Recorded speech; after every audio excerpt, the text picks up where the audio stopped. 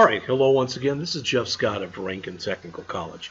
And as part of the Rankin Technical College AWD, or Application and Website Development Program, and in particular, the AWD 1111 .NET Framework with Web Databases class, I'm creating a series of video presentations that are going to be hopefully used in conjunction with the book for the AWD 1111 class, used for the fall 2019 semester.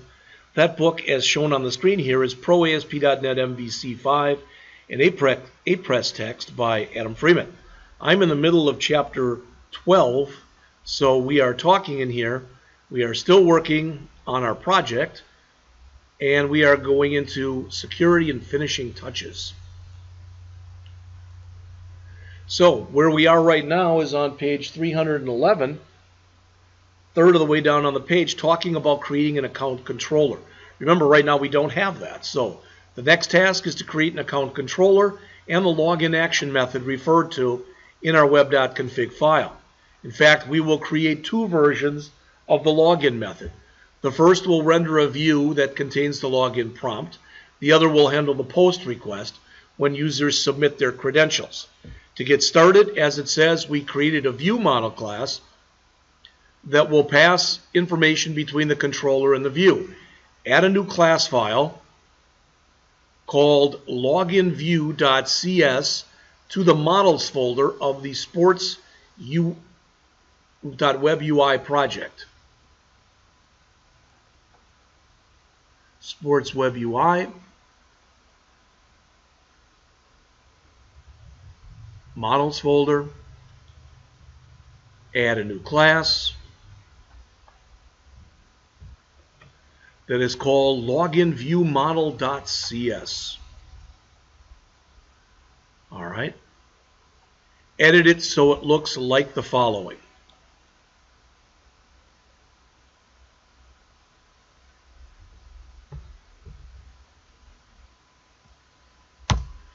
All right. This class contains properties for the username and the password. You'll notice that the only data annotations we put on here right now are the fact that both fields are required. Given that there are only two properties, it says you might be tempted to do without a new model and rely on the view bag. However, it is considered a good practice to define view models so that the data passed from the controller to the view and from the model binder to the action method is done on a consistent basis. Next, we create the account controller that will handle the authentication. So we want to add a new class file in our controllers method. Again, I've got that. I'm going to close a couple more of these things here. All right, so controllers, add controller.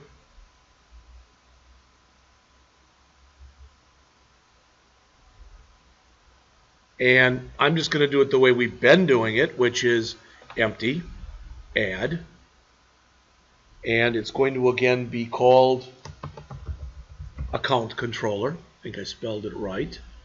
Add. And we're supposed to change the contents of the file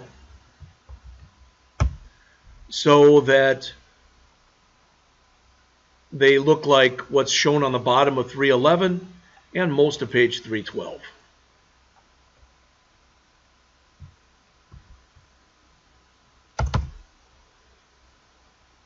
As always, I like to shrink that down so I can make sure I'm copying everything.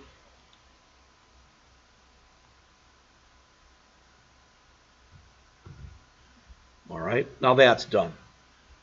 We do have one red mark here, public account controller. Not going to worry about that right now. All right, let's see, just for the heck of it, it's not giving me any way to fix. Okay.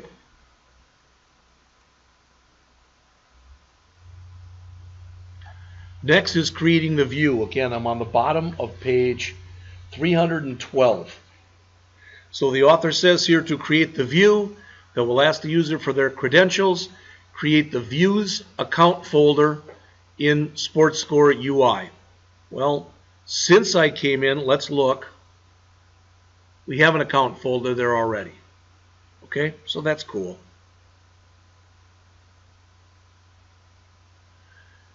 We want to right-click on the folder and select Add MVC5 View Page Razor.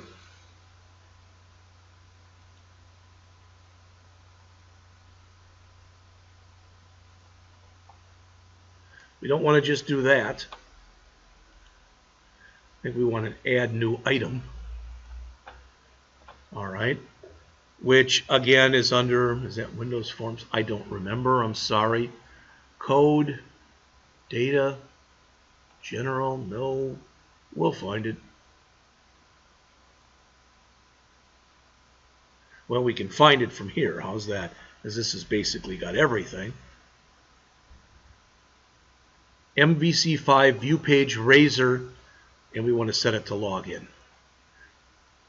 MVC5 View Page Razor, which we're going to set to login.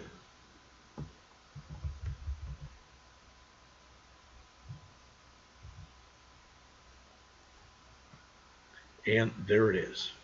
Oh, I did it wrong. Let me remove that right away. No.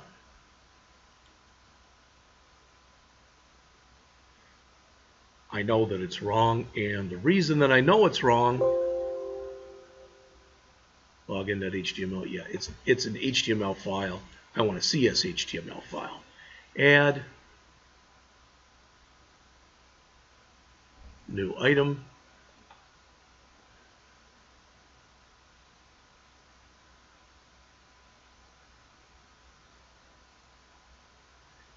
I don't think it's a view page. Okay, there's the page I wanted to get to. It was under Web MVC. And what I want to add here is an MVC view page razor called login. MVC view page razor, notice it's got the CSHTML. So this will be correct. Called login. Apologize for adding the wrong one to begin with. All right. The contents of the file are shown on pages 312 and 313. So let's grab those. I'm going to just grab all this and remove it. Here's the code on 312.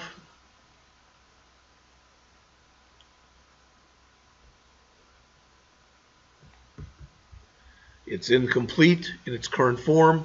We have to add this code that's right here.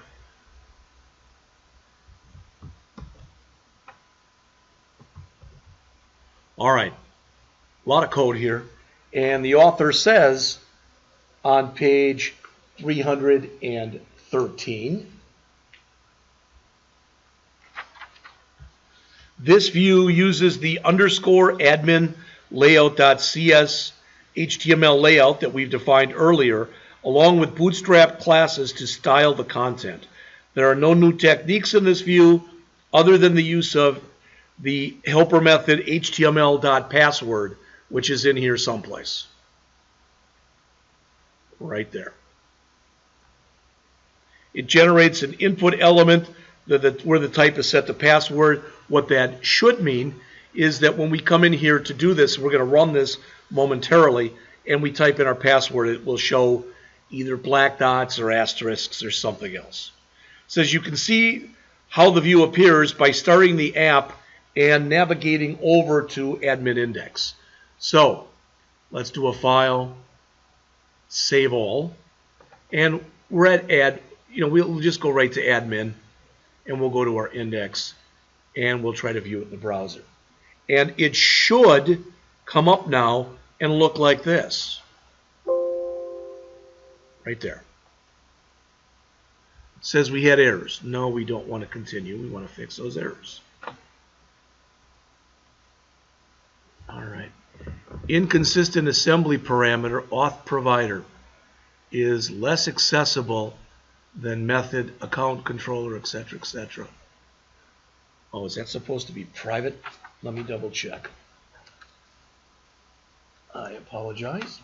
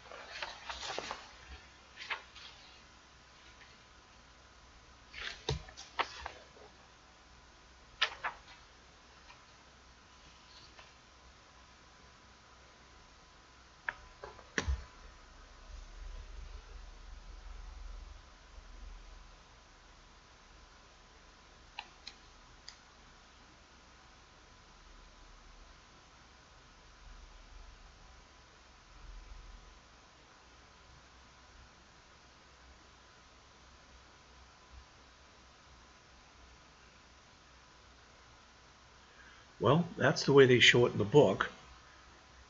And we are not getting, I understand the error, I think. All right.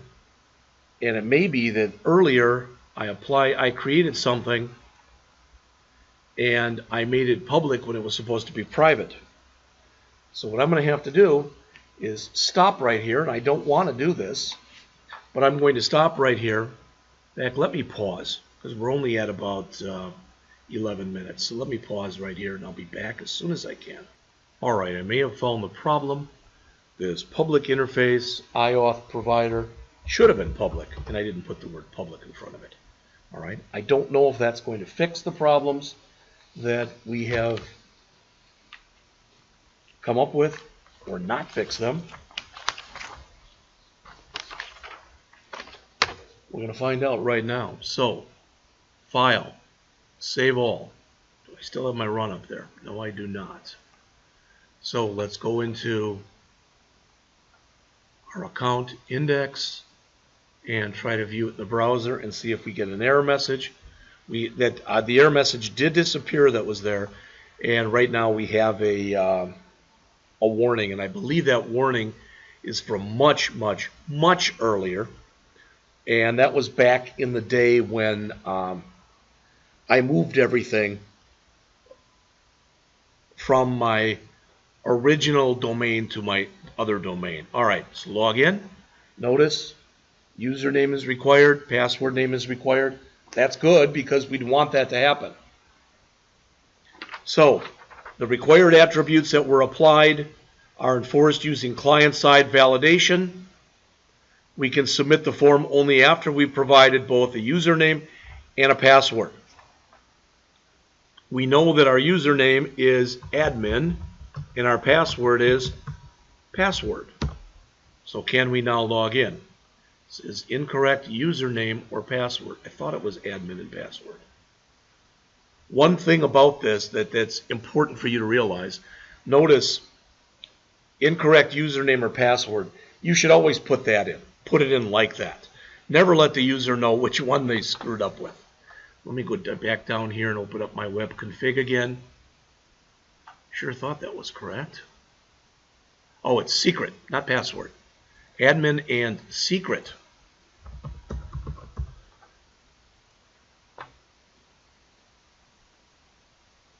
And we're in. It says you want to save the password. You know what? I'm just going to. I don't worry about it. All right. So we are in. We are in, and we're in the admin section right here. That's great. The author does mention on the top of page 314, in general, using client-side validation is a good idea. It will offload the server from some work it really shouldn't be doing, because if you're screwing up on logging in, you should never go out to the server and have it check. But you should not be tempted to perform authentication at the client. All right. So I guess in this case they're saying you shouldn't do that.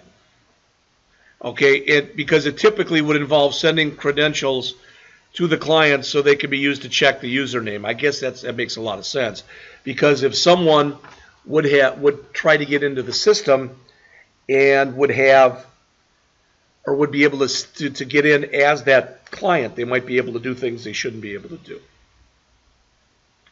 The author says in the middle of page 314, when I receive bad credentials, I add an error to the model state and re-render the show, which causes the message to be displayed in the valid summary area. I already showed you that. We left it off. We showed nothing, and otherwise it's going to say bad username or password. All right, the rest of 314 and virtually all of page 315 up until the bottom of the page is a unit test on this, which again, I'm not going over the unit tests. So this is a good time. We're at 15 and a half minutes. Before we go into the image uploads, which is the next part of our chapter here, all right, and it looks like it is most of the rest of the chapter, all right, there are about 12 to 15 more pages left in the chapter. Before I start on that, we'll end this lesson.